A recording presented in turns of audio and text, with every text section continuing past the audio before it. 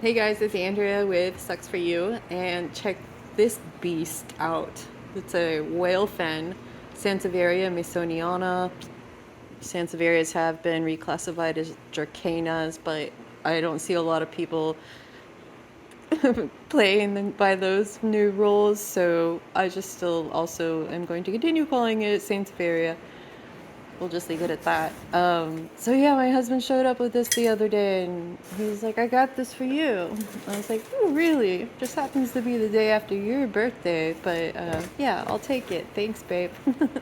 And some of you might know that these used to be really trendy, and they were expensive, but prices have come down. I think you got it for a really fair price, and I'm wanting to repot it in a proper fast draining soil mix. And so what I just poured in is just a lovely mix of only drainage materials: akadama, pumice, turfus, some lava. And now we're going to loosen it up, massage the pot a little bit so that the whole plant pops right out. Have a look at the roots, see what's going on in there.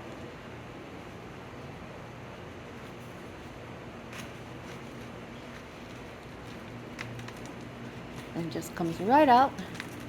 Already behaving well. Nice. Very shallow root system considering how big that first leaf is. But that's always nice to be able to work with instead of it just being the whole pot just totally full and crowded with roots. So just working to release some of this excess soil. It's good stuff, so I'm just going to actually add it into the pot, keep it in there, and I don't think I'm going to have to add any additional organic material. Check that out. Oh my gosh, that color is gorgeous. So pretty. So I'm just mixing the soil that came with the plant around with the drainage materials that I added to the pot. And these roots just look a little, I don't know, a little cramped. So I'm going to try and loosen them up a little bit. I don't want to overwork it. Don't want to stress it out too much. And the cool thing about Sansevierias is the majority of them that I have are not very thirsty. I can treat them just like my succulents, and the bonus is they don't need as much light.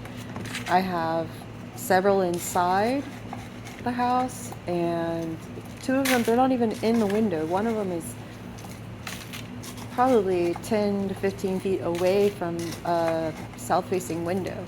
So I'm gonna play around with this one and see where I want to put it. I don't really want to keep it inside. I know it's going to be a lot happier outdoors with all the warmth and the fresh air, but we'll see. I might need to bring it inside if it gets really hot, but again, I'm just not sure yet where I want to keep it. Right, the roots look great, and I'm surprised at how shallow they are for such a massive plant. But take a little bit of the soil out. Overshot how much I put in there. And I don't want it to be, I don't want to pot it too deep. So this should be just fine. And then I'm just going to top the rest off with the remaining drainage materials I have.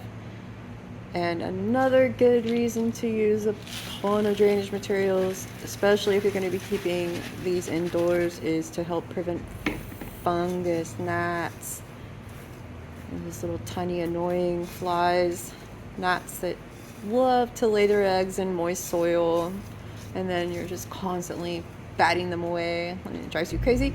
This is a good way to prevent that. So simple, nice fast draining soil, terracotta. I really like it. I didn't want one of these for a long time because, well, I did want one, but I didn't want it because it was so trendy and they were so expensive. And even now you can look online and see some people are still trying to get like $400 for a plant that's not even this big and doesn't even have a pup.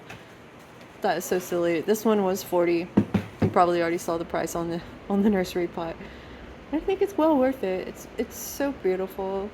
I love big leaves. I have a weakness for them. And just the striations of that new growth, y'all, is a beautiful plant. Thanks, babe.